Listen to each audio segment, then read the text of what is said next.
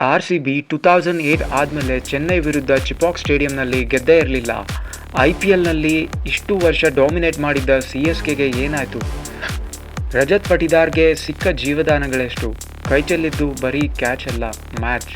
ಧೋನಿ ಆಟ್ number 9 ಯಾಕೆ? CSK ಕೆಟ್ಟದಾಗಿ ಆಡಿದ್ರಾ? ಇಲ್ಲ RCB ಅಷ್ಟು ಚೆನ್ನಾಗಿ ಆಡಿದ್ರಾ? ಬನ್ನಿ ಈ ವಿಡಿಯೋದಲ್ಲಿ ಕ್ವಿಕ್ ಆಗಿ ನೋಡೋಣ.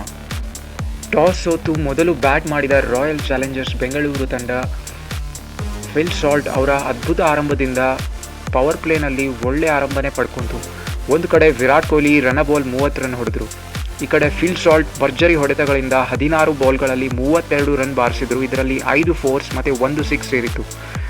ನಂತರ ಬಂದ ಪಡಿಕ್ಕಲ್ ಕ್ವಿಕ್ ಫೈರ್ 27 ರನ್ಸಿಂದ ಮೊಮೆಂಟ್ ಕ್ಯಾರಿ ಮಾಡಿದರು. ಆಮೇಲೆ ಬಂದ ರಜತ್ ಪಟಿದಾರ್ 51 ರನ್ 32 ಬಾಲ್ಗಳಲ್ಲಿ. ಆದರೆ ಇದಕ್ಕೂ ಮುಂಚೆ ಅವರಿಗೆ 3 ಬಾರಿ ಜೀವದಾನ ಸಿಕ್ಕಿತ್ತು.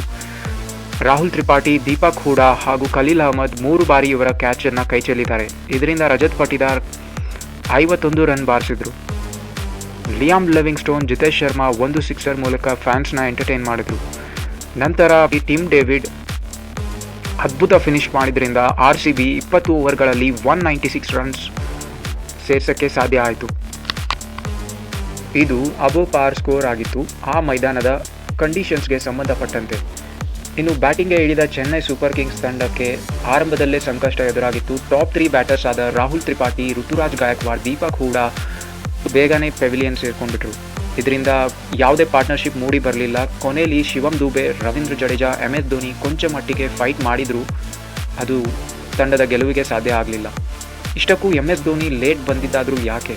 ಅದೊಂದು ಯಕ್ಷ ಪ್ರಶ್ನೆ ಎಲ್ಲ ಅಭಿಮಾನಿಗಳಿಗೂ ಕಾಡ್ತಾ ಇದೆ. ಇದರಿಂದ ಚೆನ್ನೈ ಸೂಪರ್ ಕಿಂಗ್ಸ್ ತಂಡ ಕೊನೆಯಲ್ಲಿ 20 ಓವರ್ಗಳಲ್ಲಿ 146 ರನ್ ಮಾತ್ರ ಗಳಿಸೋಕೆ ಸಾಧ್ಯ ಆಯಿತು. ಹಾಗೆ RCB ಚೆನ್ನೈ ಸೂಪರ್ ಕಿಂಗ್ಸ್ ತಂಡವನ್ನು 50 ರನ್ಗಳಿಂದ ಸೋಲಿಸಿತು.